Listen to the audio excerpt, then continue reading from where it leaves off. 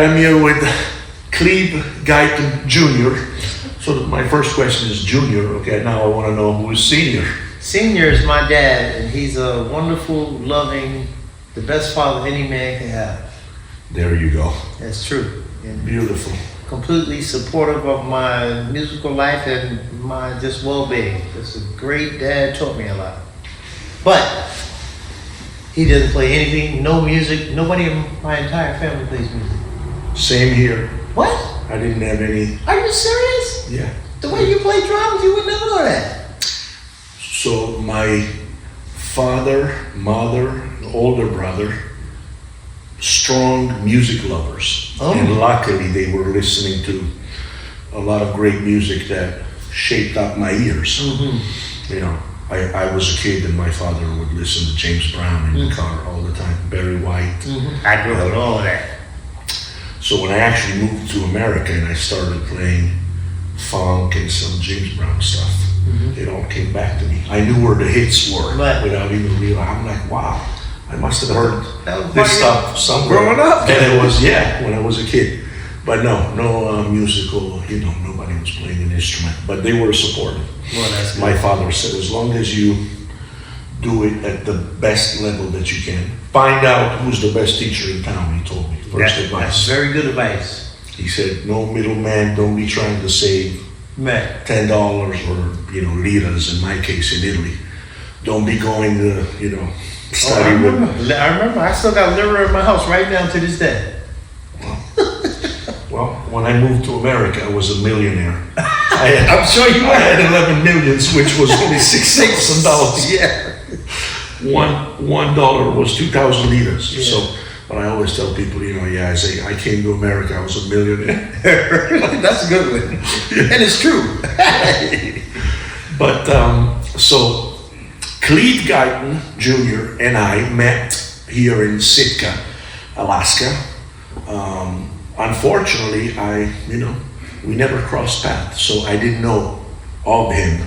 But on my way here, I went on your website. Oh, you did? Yeah, a little Wikipedia website. Okay. I like to know, where people are coming from, their background, Right. to see if there are any bridges, connections. And wow, when I read your curriculum and resume, I'm talking about, I don't even remember all the names, but. Yeah, I've been very lucky, very lucky. And I'm a graduate of the same school that you went to. Yes, So we're both Berklee people. So that proves it.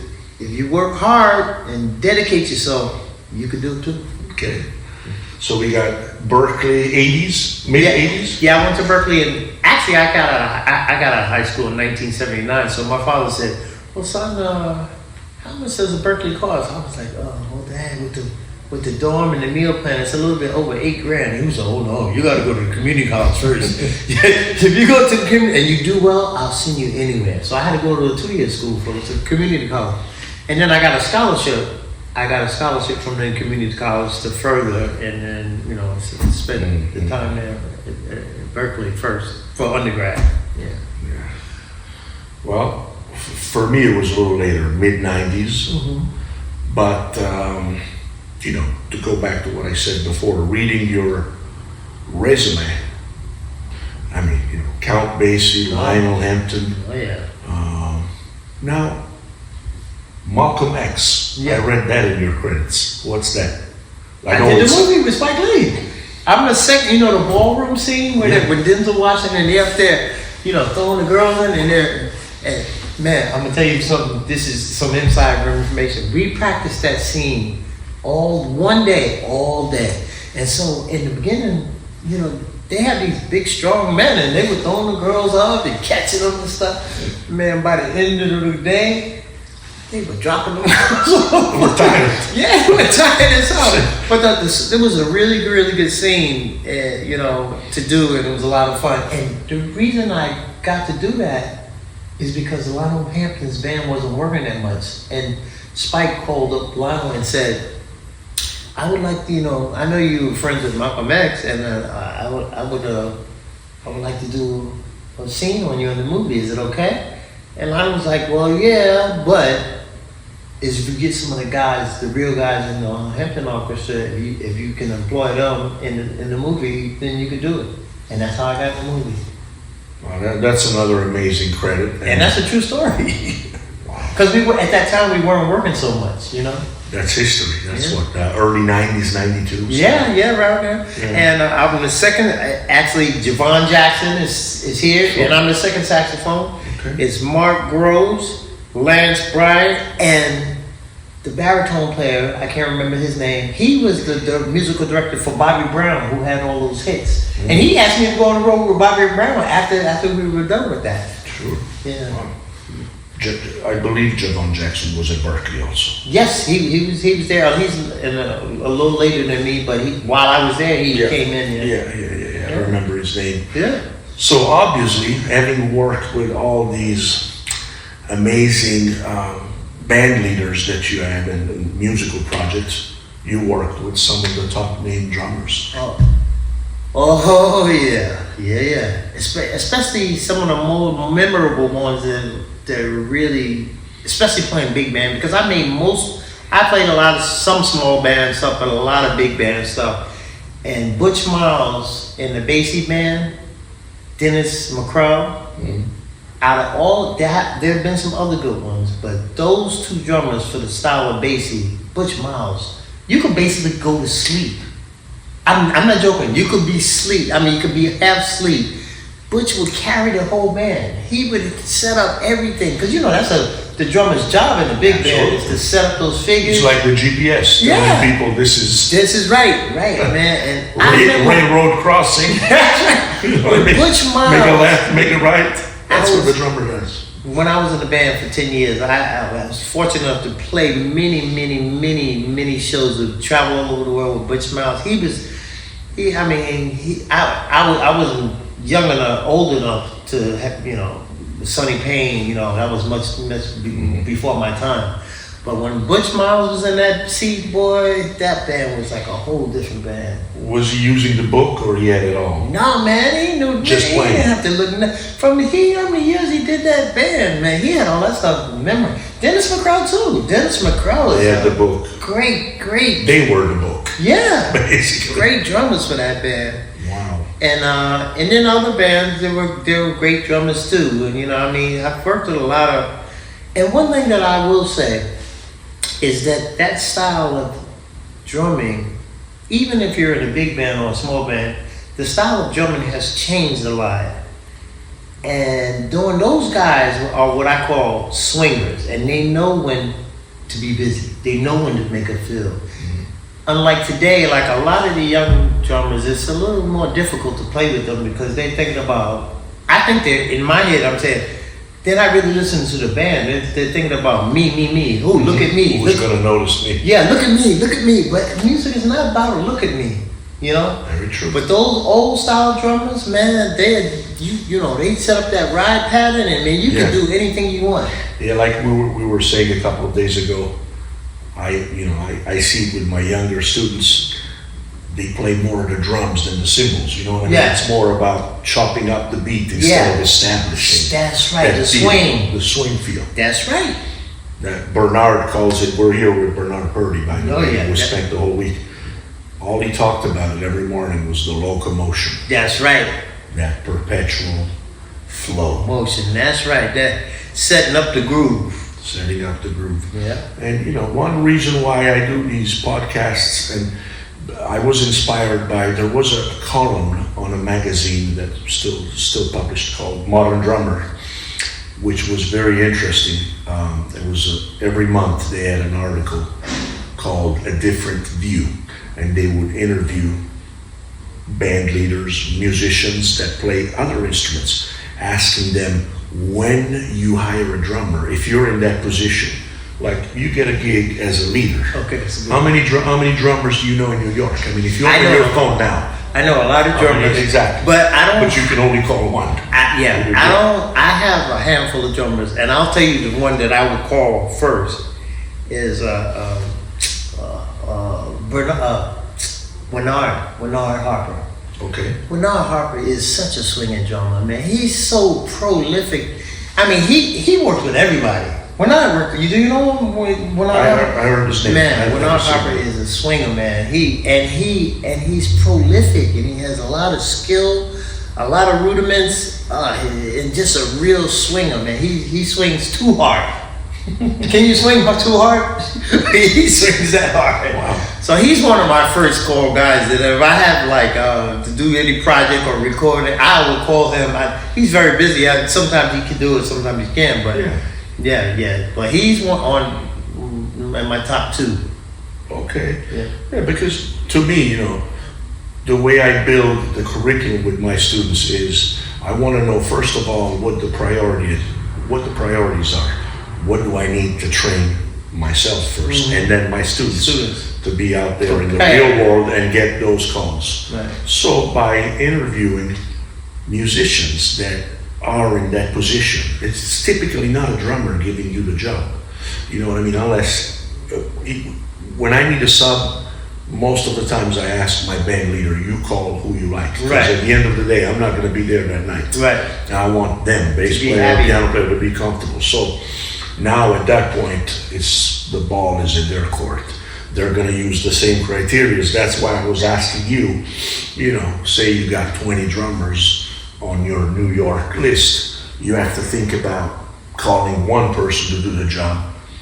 Because I want my students, the people that are watching this podcast, to have a short but clear list of what the priorities are. What are musicians like? That's good. Like Cleave Guyton, a list of what are the 2, 3, 4, how many criteria? That's good. I didn't even really think about this. Let's do this.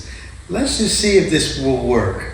And we're going to say drums. Yeah, I do. And we're not going to call anybody's name. Oh man, look at that. I do the phone the same with my. He's phone a great drummer. Great drummer. Okay. He passed it. Look at that. Went to Berklee. Sure. Went to Berklee. Real swinging drummer. Real swinging. Good drum. Oh man, this Russell Potter. Great man. Great. This is my list. So far we heard the word swing first and foremost. For me. First and foremost, swing. Right. Yeah, swing for me because, there's tons of different kinds of styles of music. But when I go out to play, a lot of times, more times than not, I'm playing swing music. The American Songbook, jazz songs, so. But look, I got tons of drummers. Look at that. It's almost sad that we call it old school now. Yeah, it shouldn't be old school. No, it shouldn't be. It should be like the real school. The real school, right. But look at that. I didn't even know I had that many drummers. Look at that. Yeah. That is ridiculous. Yeah. Wow. Yeah. It is a big list. Look at that. Yeah, look at that. Another swinger. Real bebop drummer. This is my brother. Very close friend. Oh, yeah. Mine too. Another real swinger. See? Swinger and funker and everything, and all of these guys can play all styles of music, but wow, I didn't even know that list was that long. Look at that, that's a long. That is a great list. So, yes. So whoever is watching this, the priorities, the swing feel, especially if you're playing this style of music. But to me, even when you play, making the music feel good, it's not just something that belongs to jazz. As a matter of fact, all styles all styles. That's you got to be able to groove, to swing that beat, and make it feel good. And that's one thing that's really important, and that's what I try to teach my students at Juilliard. That you got to be ready. So, all right, say you just got out of school, right, and you can play the saxophone real well. Well, somebody might call you for a Broadway gig to play, bass clarinet, flute, piccolo. Now, can you read? Yeah. Right. Can you read? Can you double? Can you write? I really want to stress that because one thing that I will say about Juilliard, they do try to prepare the students to be able to meet those needs because it's real life and it can be the chance of making a decent, really good living in music or not so well, Yeah. So if you're prepared, you got to be prepared. You got to get the opportunity and you got to be prepared for the opportunity. Right. So you got to work constantly, daily, all your life. It never stops to keep preparing on those instruments as well. You got to play that family. Like I don't know, sometimes you might get called to play congas or timbales or something. I mean, you gotta be ready. Absolutely. Yeah. Absolutely. And set at the priorities. Remember what, the music is calling for. But most times, you got melody, harmony, and rhythm. Oh, yeah. When it comes to the business of rhythm, you really have to establish that pulse and make sure people feel comfortable.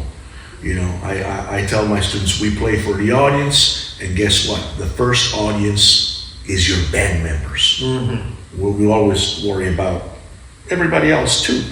The general audience will feel the magic of the band that is playing for one another, not individually, not alone. They're all playing to support each other. That's right. And push in the same direction. That's right. You know what I mean? So, this was a great experience, because when I played with you from the very first note, I'm like, wow. I remember the first day I played with you. I was like, this guy's I'm like, this guy, his body language is clear enough for me to know already where he wants to pulse. Right. Which is very helpful. You know what I mean? So, you, even not being a drummer, you play like a drummer. You got that strong rhythmic foundation. Coming in on a ballad, and you already know where the pulse is going to be, where we can put things together and do it. So, and these things just take time to learn. So, another thing is, Rome wasn't built in a day, so you just got to keep at it. But one thing I will notice about tonight is when Bernard was playing, man, even the way his groove is still, oh my God, so strong tonight. Absolutely. Oh my God, it was like, man, he's a master groove setter.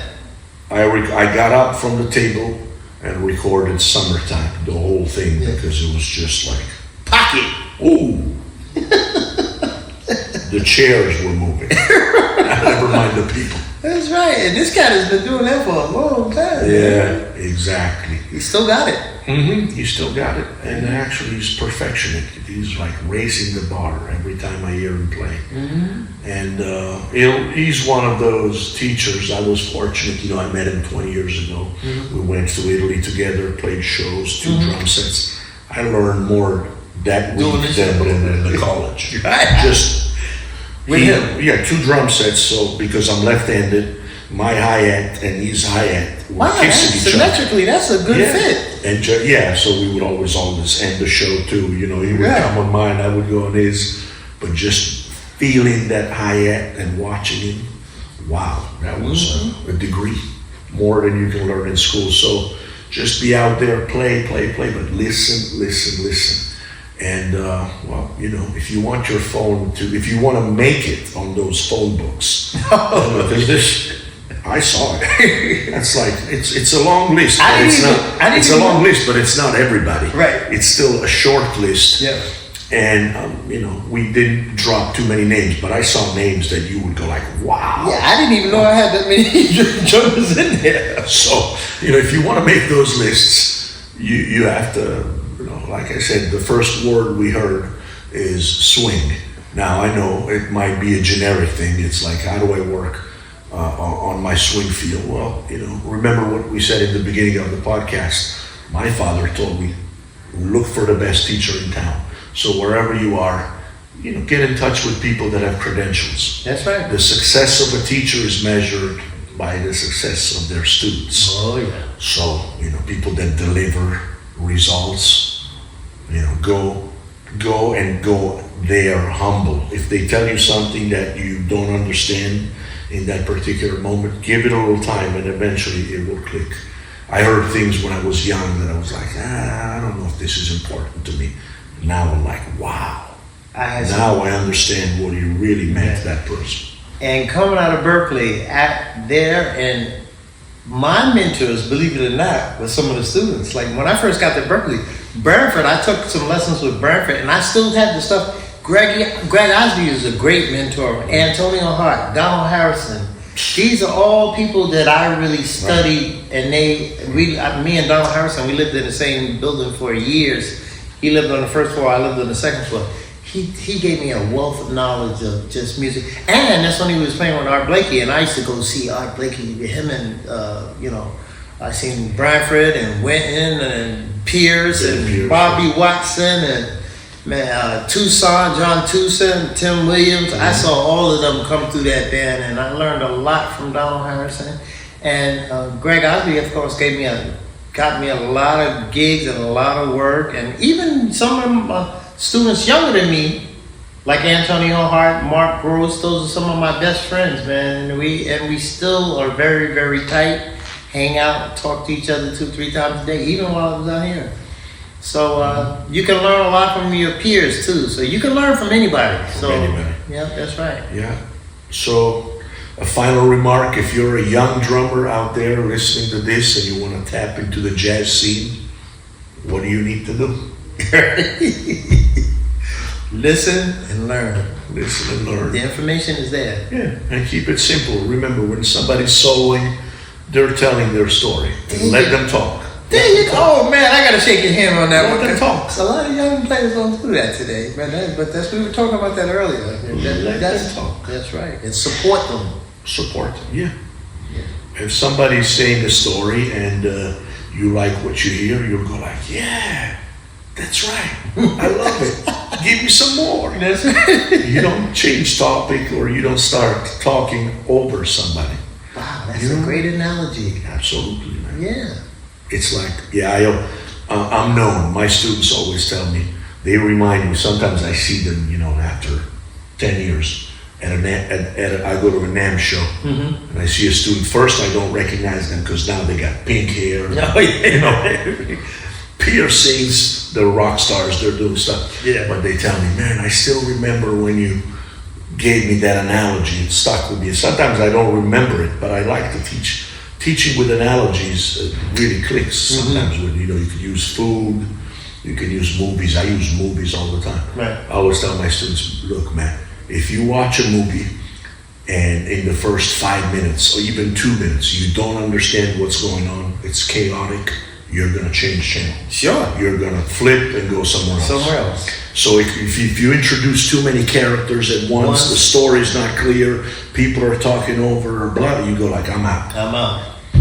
But at the same time, if you watch a movie and within the first 5 minutes nothing is happening, it's boring as hell, then you're also going to change channel. So you got to find that balance between stay on task within the story, and then everybody needs a little input. It's a conversation. But listen to the people telling the story, carrying in this case the soloist, and then take it from there. Listen. I will add one thing more that's most important above anything else. The whole thing about music is to uplift people, to have fun and uplift people. I mean, you haven't. I can't tell you how many times I've traveled around the world and people, after seeing the show that I've been in, they say, "Oh man, I came in here, I was sad, my mother died, and your music just uplifted me." That's what our job is. Abdul Ibrahim, and I told him, I still work with him all the time, and I told him I'm gonna steal his line. His line is, musicians are not just musicians, we are healers. And that's true. Amen. That's true. Therapy. Make sure you enjoy it, and if you enjoy it and you convey that to the audience, that can heal them, and they'll enjoy it as well. Yeah. So I'm going to put in the comment box his website, Wikipedia, whatever. So dig some more information. Maybe you'll find some recordings or catch him live if he's coming to a city near you. Thank you, Cleave. Thanks. My pleasure. And it was my pleasure playing with you this week, because I remember the first week. The first gig we played together. Interrupting something? Yeah, absolutely. Yeah, it was swinging from beat one. I was like, oh yeah, I'm gonna be good. Yeah, so today's my birthday, and I got the chance to spend the whole week with Bernard and make new friends, and to hear this is another, It is the truth. something that will make it even more memorable for me. It is the truth. We live for these things. That's right. Yeah, and remember, where you're at now, make it the lowest. In other words, take it to the next level. You know what I mean? Don't be walking like, oh, so and so said so, or I got this gig. No, stay humble and keep working at it. That's right. And you know, Bernard says all the time, the harder you work, the luckier you get. That's right. You'll be rewarded. Exactly. Right. Until the next opportunity to make music together. Thank you, brother. You'll be on my phone book now. Okay. You'll be on mine as well. Good.